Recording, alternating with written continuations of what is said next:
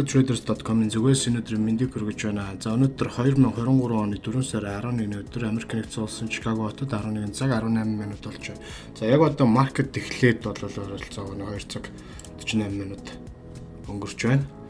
За тэгэхээр ерөнхийдөө маркет бол өнөөдөр нэлийн зигзаг буюу дэше доошо савлсан хөдөлгөөнтэй байлаа. За үүний учир нь бол мэдээж маргааш CPI number буюу инфляцийн түвшин бол танилцуулагдана. За энэ нь бол өглөө маркет онгоохоос өмнө явна.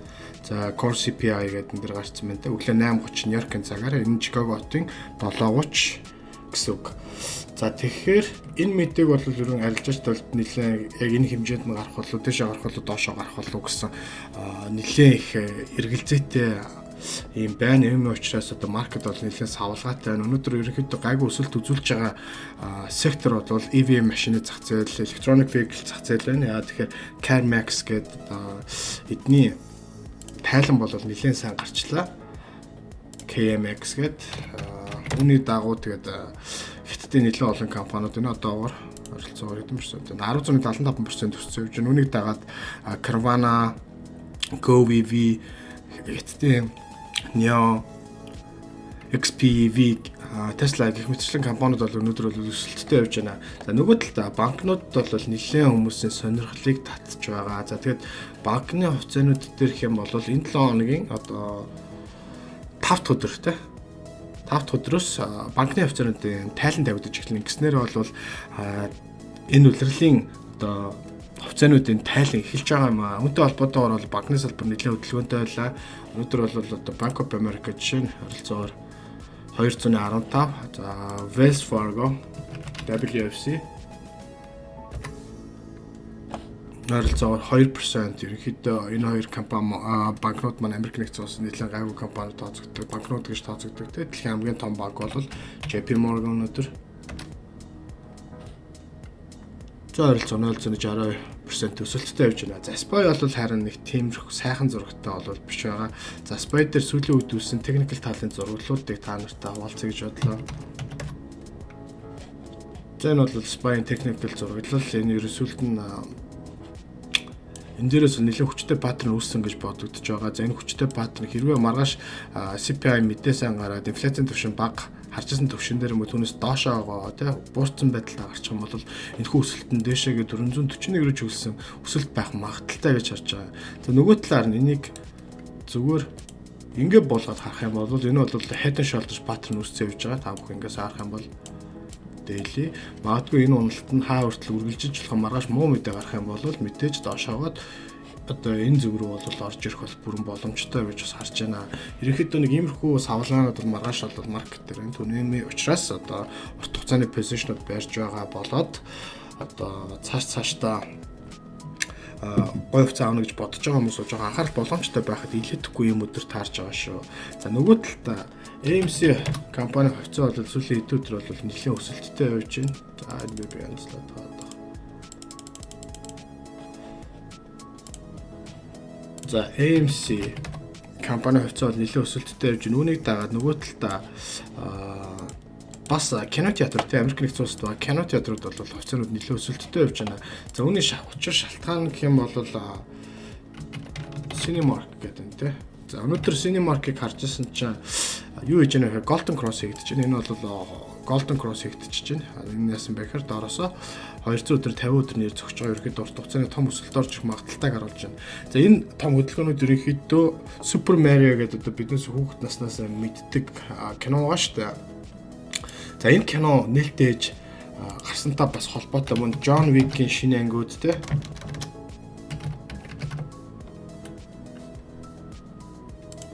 Дээрээс нь Dungeons & Dragons гэх мэтчлэн айгу сонирхолтой маш олон кино гарч байгаа. Мөн утхан утахгүй одоо энэ Pope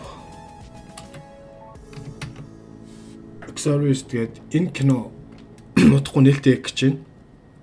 Тэгээ 2000 ерөнхийдөө кино театрууд бол нэлээд хөдөлгөөнтэй байна. Тэгээд ерөнхийдөө та нар анзаарсан бол бяцхан хүүхдүүд ер нь ээж аав ч гэсэн одоо өөртөө бас тухайн цаг үед хүүхдээсэн те 80 оных 90 оныхан бол одоо хүүхдүүдэд Super Mario гэсэн их үзүүлж байгаатай холбоотой болов гэж бодож байна. За энэ кино театрууд бол entertainment-тэй холбоотой хөдөлгөөн бол сүүлд бол Netflix дээрээс явагдчих шиг харагдсан. За Netflix бол маш том төсөл дээр орж ирсэн байгаа. За нэлээд том энэ хөдөлгөөн инженс хэлсэн гэж харж байгаа. Тэгээд Head and Shoulder шиг патрон үүссэн байгаа ч гэсэн цаашдаа болвол ерөнхийдөө явах магадлал өндөр байгааг бас харагдаад байгаа шүү. Тэгэхээр энэ AMC өнгөрсөн жил, тэрний өмнөх жил 2 жилийн өмнө те ойролцоогоор 5-6 сард маш том өсөлтүүдийг бий болгочихсон маа. Tesla Traders-ийн анх тухайд бий өсчихсэн шүү дээ те. $1.97 багтна анх дуудаад энэ хувьцааг дэшегээ бид бүхэн $45 хүртэл гүйлгэжсэн те. Одоо магадгүй энэ өсөлт ойртсон байх магадaltaй юм болов уу гэсэн юм бодол төрж байна. Тэгэхээр энэ бол нэгдүгээр мим хувьцаа, хоёрдугаар the retail investors буюу маш ихээр орж ирдэг хөдөлгөөн волюм бол нэлээд өндөр байх магадaltaй ингэж харагддаг хувьцаа байгаа шүү. Тэгэхээр энэ дээр бол хөдөлгөөнүүдийг нэлээд сайн ажаараа. Өнөөдөр бол 50 өдрийн мөнгө нэрвэж байгаа яг дээр гараад ирсэн байна. Тэгэхээр та бүхэндээ жишээ болоод хэлэхэд хувьцаа хөрөнгөний зах зээл дээр forex бай coin бай энэ дээр ажилладаг хүмүүс бол move average гэдэг зүйлүүдийг сайн мэдчих байх хэрэгтэй. Энэ бол хөдөлгөөний дундаж гэсэн үг. За үнд дээр харьцуулж бүх том индикатор техникэл шинжилгээнүүд үндэслэгдэж явагддаг шүү. Түүнээс зүгээр нэг хоосон чарт гаргаж ирчээд юу ч байхгүй нэг юм харчаа суугаад байх нэг тийм тохиромжтой зүйл биш. Өнөөдөр бүх юм хөгжөөд нэлээд сайн явцсан байгаа. Тэгэхээр 50 өдөр, 200 өдөр, 100 өдрийн мөнгө average-үүд дээр MA те хөдөлгөөний дундаж дээр тохирсон техник шинжилгээнүүдийг хийх нь бол илүү үр дүнтэй шүү гэдгийг бол хэлмээр байна. За тэгэхээр энэ 7 хоног бол маргааш буюу 3 өдөр те CPI инфляцийн түвшинд танилцуулагдах юм байна. Энэ хэрэг гарахаас шалтгаалаад маркет дэшээ доош гэдэг нь тодорхой болох юм байна. За нөгөө талдаа нэг сонирхолтой мэдээ аваад байгаа. Энэ юу гэдэг вэ гэхээр BRICS гэдэг те доллар дээр ерөнхийдөө маш тийм сонирхолтой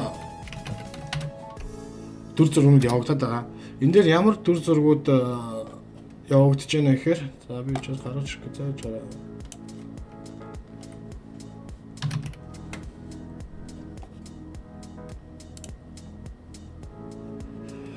Доллар дээр одоо жишээ нь өнгөрсөн дугаар дээр хэлсэнтэй Кенийн ерөнхийлөгч бол ер нь доллар утгагүй унах болно гэж яриадсан. Үнэн нь бол юутай холбоотой байна? BRICS гэдэг BRICS гэдэг энэ нэг 5 том улс багтцсан юм холбоо байгаа.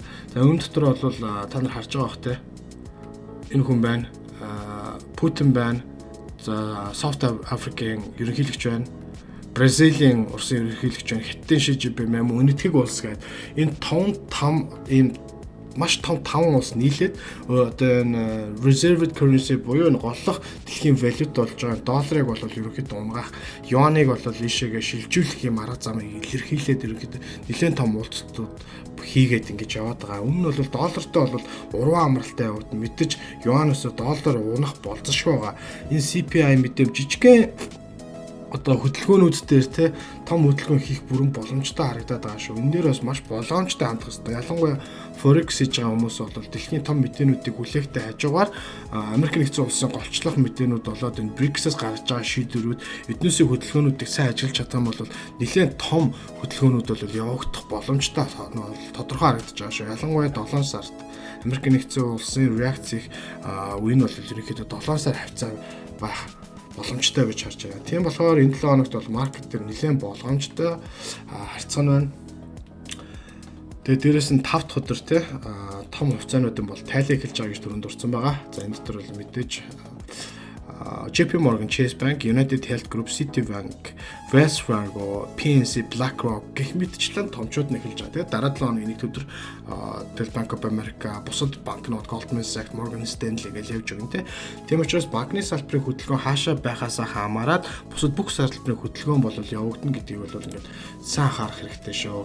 За ингээд та бүхэндээ мэдээллийг Tesla Traders-ийн болт Tesla Trader та бүгдээ хүргэлээ. За тэгэхээр маш сонирхолтой үйл явдлууд болж байна. За бас тэгээд дээрэс нь манай зарим шавнар өөрсдөө хөрхөө имэйлээр юу явуулдаг болсон бэлээ. Option саналуудыг бас явуулж эхэлсэн бэлээ. Нас манай бас шавнууд л ах шиг харагдчихлаа шүү. Тэгээд бүгдийнх нь ажил үстэн амжилт төсөө.